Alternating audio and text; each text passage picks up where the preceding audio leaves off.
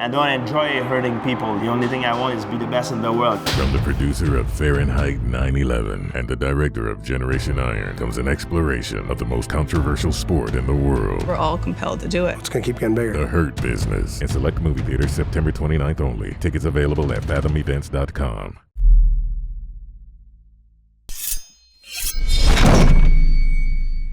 I'd like to depart today from my usual discussions about nutrition and exercise science and instead discuss the results of the 2016 Mr. Olympia contest. Full disclosure, first let me state I did not actually attend the contest in Las Vegas, but I watched it on a live internet feed, which happened to be very clear, where I could see the physiques very clearly. Is the same kind of view I used to have when I covered these contests for the Weeda magazines for over 12 years, from the late 80s to the late 90s. I went through every Mr. Olympia contest. I sat in the press section, and the view on the live feed I can confirm was similar to what I saw when I saw the contest live. Based on that, I think I'm in a position to comment on the results of this contest. First, a couple of observations before I discuss the actual placings. For one person that was notably absent from this event was Greene. He was missed in this contest because I personally believe he would have been the main competition for Phil Heath. In fact, in one of their meetings at the Mr. Olympia, I had Greene winning the contest by about, let's say, a point or two, because it was from the front, both Heath and Kai were very comparable, but when they turned to the back, I felt that Kai had far more detail in his back, wider lats, and a top to bottom back. And if you look at the past Mr. Olympias, a lot of the guys who won entirely on their back development. Examples include Dorian Yates and Lee Haney. I mean, from the front, they were comparable with their competitors.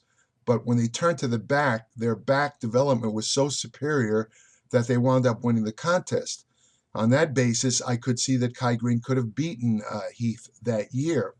However, there's one thing to consider when you're discussing the Mr. Olympia, and this is something I observed when I covered the contest for Muscle and Fitness and Flex magazines in the 90s. And that is that the incumbent Mr. Olympia enters the contest with a kind of automatic edge, in the sense that the judges look at him as the standard to beat. And unless the current Mr. Olympia looks notably worse, or some other competitor looks notably better, the Mr. Olympia always has the edge from the time the curtain opens. That's something to consider. As far as Greene goes, I think that he feels that he wouldn't get a fair judging if he competed against Heath. And I don't know that he's wrong. I don't know what goes through the judges' minds, obviously, but I don't know whether he's wrong. But I do believe Greene, in 100% of his best shape, could possibly defeat Phil Heath. He's probably one of the only guys that can right now. There's a couple of guys that come close. I'll discuss that in a minute. Now, I also want to state that there's a couple other things I noticed. For one thing, Arnold Schwarzenegger and Franco Columbu surprised me by being in the audience. Of course, Arnold is a 7-time winner of the Mr. Olympia, and Franco Columbu is a 2-time winner of the Mr. Olympia. What I thought was very odd was the fact that they were not asked to present any of the winners' awards. It would seem natural to me to have two of the greatest bodybuilders of all time. The audience would have loved it. And yet Arnold and Franco just stayed in the audience in the first row. They waved, they were introduced, but that's as far as it went. I thought that was very odd. Another thing that was kind of unusual was The Rock Dwayne Johnson making an appearance at the end of the contest. He seems like a nice guy. I don't know him, but he made the major announcement that they were alluding to throughout the contest was made by Dwayne Johnson. He announced that the next year's Mr. Olympia, the 2017 contest, will be televised by CBS. In other words, it's going to be on commercial TV, which I suppose means that this free internet feed will be ending with this year. I don't know that to be a fact, however, but it's interesting. And, it's obvious that the TV networks were persuaded to cover this contest because of Dwayne Johnson's participation, since the guy is now obviously a major action star. And congratulations to him, by the way, for making $62 million last year. A lot more than he made as a pro wrestler. But that's another story. Anyway, so that's it. And I also should point out that the only contest I admit to watching closely was the men's over 200 class. I just glanced at the 212 and under class. And that, of course, was won again for the fifth time by Flex Lewis, who is a fantastic bodybuilder, in my opinion. And I think he deserved it, although the second place guy was, in my opinion, a little bit harder and drier than him. But Flex had the total body, head-to-toe body, which I've always believed should be the winner. The guy who has all the body parts, the symmetry, the proportion, the head-to-toe physique, as I call it, that's the guy who should win. On that basis, Flex Lewis was a deserving winner, and congratulations to him also. So that's all I could say about the 212. I did not watch any of the women's shows. No reason. I mean, I love the women. I think they're great. I think they all train hard. Kudos to them for achieving such magnificent conditioning. But I just don't really have much interest in it, quite frankly. So, no offense to any competitors.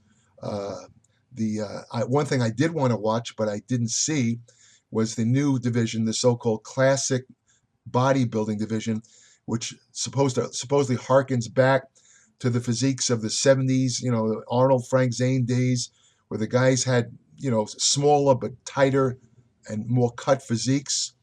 And I didn't see the contest, but I was happy to learn that my good friend of many years, Danny Hester, won. In fact, I told Danny in the gym about 6 weeks ago, I said, when he told me he was going to compete in the Classic Olympia, I said, Danny, I have absolutely no doubt that you will win this contest, because I think he was the first winner of the Classic National contest. And Danny he's not a big guy, but he's got tremendous, beautiful body balance and symmetry. He's never out of shape. I've known this guy for like 30 years. I've never seen an ounce of fat on the guy. He's got a tiny waist, a head-to-toe body. I was very happy that Danny won, and congratulations to him too. So let's get down now to the over 200 Mr. Olympia contest, in which I watched both the prejudging and the evening finals. So let me go down the list here. I have the list here because I don't think I'd remember it offhand other than the winner. And I'll tell you my opinions of each guy. The guy, of course, let's start with Phil Heath, the winner. This was Phil Heath's sixth Mr. Olympia win. I believe now that he ties Dorian Yates. And of course, he exceeds his predecessor, Jay Cutler, who I think won it 4 times, if I recall. My impression of Phil Heath was that he was in good shape, but quite frankly, I saw absolutely no improvement from last year, no change whatsoever. He looked exactly the same, maybe a tad smoother in certain areas. He's an impressive physique, there's no question about it. He also has a head-to-toe body. So again, especially what I said earlier about the incumbent Mr. Olympia having an edge even before the contest starts, I wasn't the least bit surprised that he won. Second place, the actual contest really was judged from second place on down. To me, Phil Heath was automatically a winner as soon as the curtains opened. So the contest was really from second place on down. The placings from second to 10th could have been switched around, in my opinion, but I don't have a really big problem except for one placing. So let's discuss it. Shawn Rhoden, I think, is a very impressive bodybuilder. He's got a great build, and I think he deserved second. His only problem is that he tends to relax his abdominal muscles a little bit too much. He doesn't keep them tensed all the time, and this makes him look a little smooth in the midsection. But he has a small waist. He's got a great build, and I don't know. I mean, Phil Heath apparently wants to win the Mr. Olympia 10 times. I think that Shawn Rhoden, I hate to say this, I don't know the man. I never met him, but I think he's going to be like kind of like a Rich Gaspari was years ago, where he becomes a perennial runner-up or top 3 guy.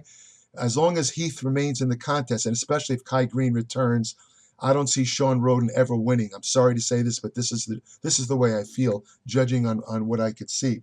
Third place, of course, was the Blade, Dexter Jackson, 47 years old, still in tremendous shape. I mean, Dexter could have easily gotten second. It could have gone either way. I mean, what can I say about the guy? He's a phenomenal bodybuilder. Again, I don't know Dexter. I never met him. He kind of like came on the scene big after I stopped coming to writing from the Weta magazines, and that's also when I stopped attending the major shows. So I never met Dexter. I'm sure he's a great guy.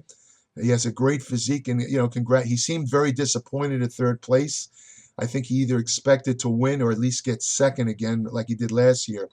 But he's tremendous, and I could see him staying in that kind of condition for at least 3 more years. When you hit 50, the body changes. I'll discuss that in a minute in relation to Kevin Levrone. But when you hit 50, things happen in the human body that precludes having the same physique at 50 that you had at, let's say, 25 or 30. I'll explain that in a minute. But let's move on. The next guy who got fourth was Big Ramy. I won't even attempt to remember his real name, but everybody calls him Big Ramy, so I'll call him Big Ramy. This guy is huge. I mean, oh my God, he's a mass monster. And I have to admit, I was very impressed by the changes he made.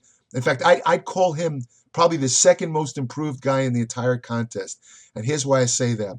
He actually slimmed down a bit. He was still gigantic compared to the other guys. I think they said he weighed 290 pounds, which is amazing. Arnold competed at 230, and this guy's weighing 290, and he's 5'9". Arnold was 6'1". It's incredible.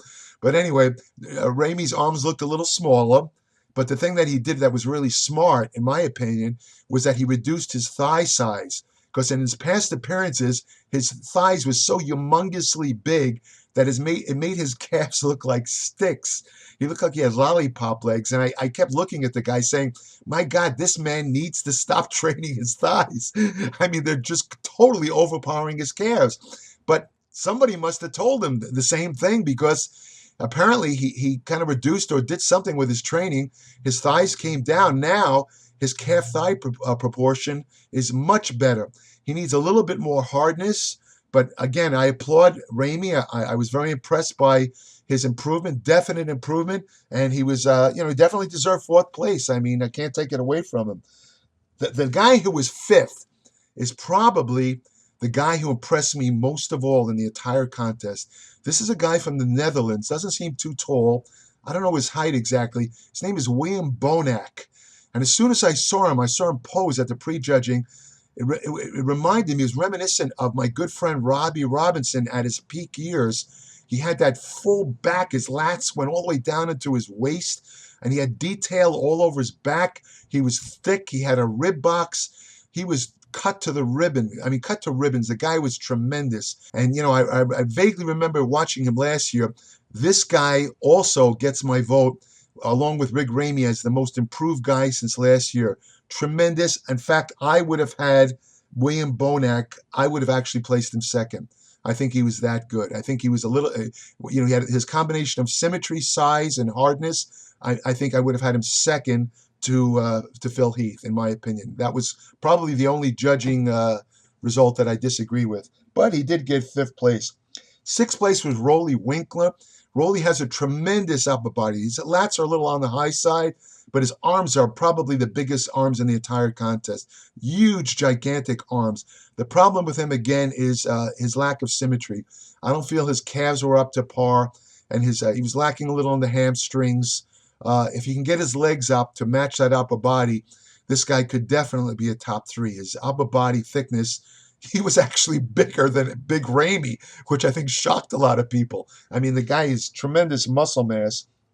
7, Cederick McMillian, great physique, nice physique. Needs to be a little bit harder to move up. He seemed very disappointed with his placing, but it's the nature of competitors to always think they're a lot better than they really are. There's a law called Dunning. I can't remember the second name. There's a psychological law where a lot of people think they're a lot more talented than they really are. They only see it in themselves. And this is true with many bodybuilders. A lot of bodybuilders will look at themselves in the mirror or listen to their followers who tell them, oh, yeah, you're going to beat everybody. But unfortunately, when they're compared to the other guys, the reality turns out to be fiction. But he's a great bodybuilder. He has a lot of potential. I'm not sure how old he is, but he can also move up. He's got tremendous shape. After that was a guy who I'd never heard of, I've never seen. And the reason I've never seen this guy, and I make an admission here, is I haven't opened a bodybuilding magazine in close to about 2-3 years. I don't even open them. I don't look at them. I have no interest in what's in them. I won't even get into any negativity here, but I don't really follow a lot of the bodybuilders today. So that's what I'm trying to say. Anyway, his name was Dallas McCarver. Really huge guy, gigantic shoulder width. His calves were immense. I mean, probably the biggest calves in the whole show. Huge calves. This guy needs to harden up. He's got good muscle shape. I understand he's only 25 years old. So this guy's got a lot of time to make improvement. If he keeps it up, I could see this guy definitely being a top 3 finisher in the coming years. After that was a guy from Australia named Josh Lenartowicz. Again, a guy I'm not familiar with. I was very impressed by his conditioning, his hardness. The only reason that he probably got a lower placing ninth was he didn't have the muscle mass of some of the guys that placed above him. But in his defense, he was also much harder than those other guys. So all this guy has to do, in my opinion, is put on a little more muscle mass. He too could move up. Seems like a very personable guy, as most Australians are. I've always gotten along very well with Australians. I think they're great people. If any of you are in Australia watching this, good day to you. I mean, you're all terrific people, in my opinion. I was there in 89. Next guy, 10th, was another young guy with, I think, tremendous potential, guy named Justin Compton. Again, huge calves, great legs. He just needs what we refer to as muscle maturity. He's a young guy, with continued training and dieting and whatever else he does. I'll leave that to your imagination. I think he could also definitely move up in placings. Very impressive. The physiques this year, I have to admit, were very impressive. And let me make a little editorial comment about that. A lot of people rip apart these pro bodybuilders. They say they're bloated and I didn't see a lot of protruding stomachs this year, which was, again, another improvement. I didn't see a lot. I maybe saw 1 or 2 guys who, when they relaxed, their stomach stuck out a little bit, but it wasn't as gross as it's been in recent years. So maybe the message has gotten to some of these guys, but you might not like some of their physiques, but as a bodybuilder, a former competitor myself, I've said this in print, I'll say it again.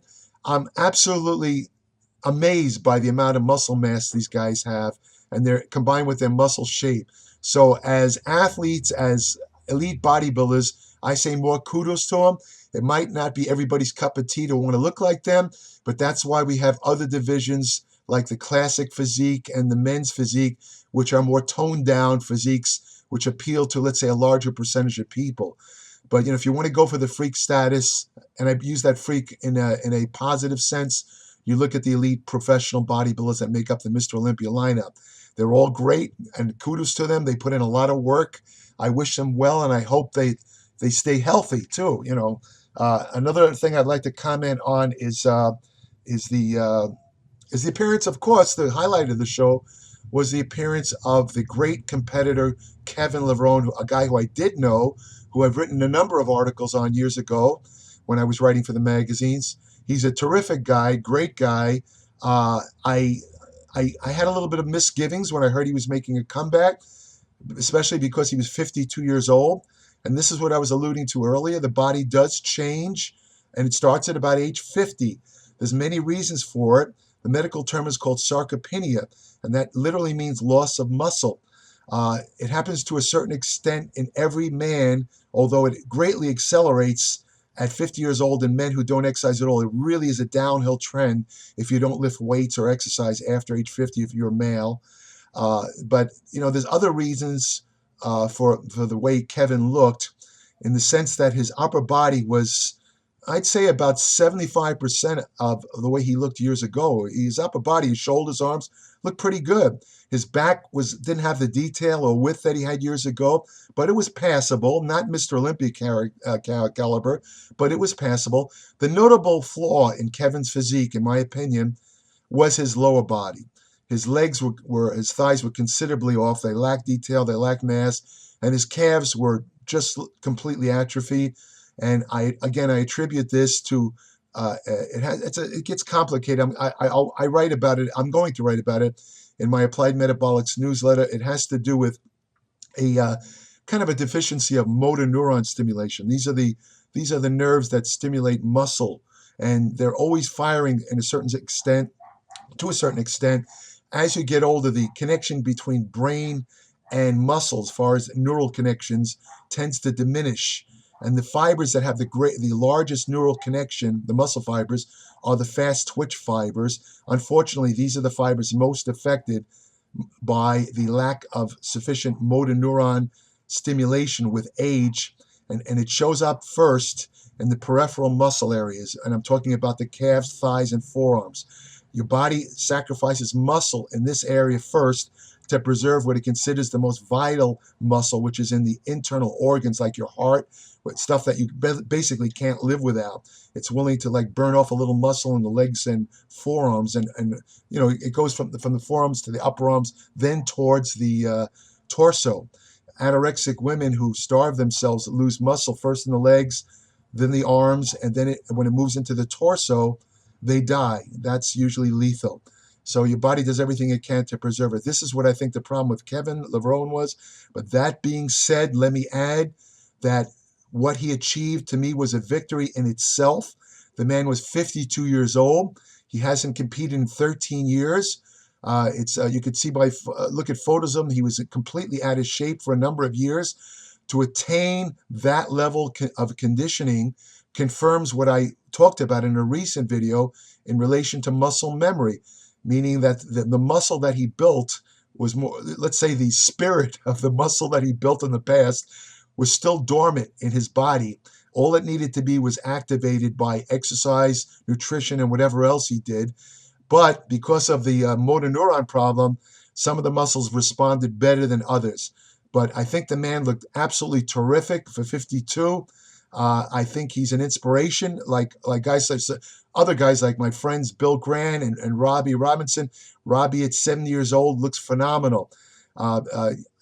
To the guys that are over 40, Kevin Levrone, this is a strange statement, but it's true. To the guys over 40, Kevin Levrone, the fact that he can return to that kind of condition is more of an inspiration than a guy like 33 or whatever, he's 34-year-old Phil Heath, who's still at the peak of his muscle response. To be able to return to that kind of conditioning is an inspiration to all men to show that it's never too late to get back into shape. And speaking of getting into shape, for those of you who want honest, truthful information about nutrition, exercise science, including ways to stave off this muscle loss with age, sarcopenia, ways to prevent the motor neuron degeneration of muscles, you should subscribe to my Applied Metabolics newsletter at www.appliedmetabolics.com. I will be covering all of these in depth with information that has never been published in any lay publication. These have only appeared in very esoteric science journals that are read by very few people, but I will present it in plain English. Subscribe today and learn. Thank you for listening. And I will quickly also add, everything I said in this video is my own opinion, and you're welcome to differ. Thank you. Have a great day and train hard. I'm not a great friend of Nathan, but this dude exploded on the scene, Nathan D'Asher, yeah. you know, very recently. And, you know, he put out a performance when we were at Body Power this year that was nothing short of just really awesome. It's like a throwback to some really pretty lines and some great condition.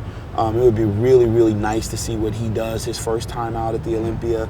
You know, Ruli Winkler. He's looking massive. Everybody's talking about him. Well, he was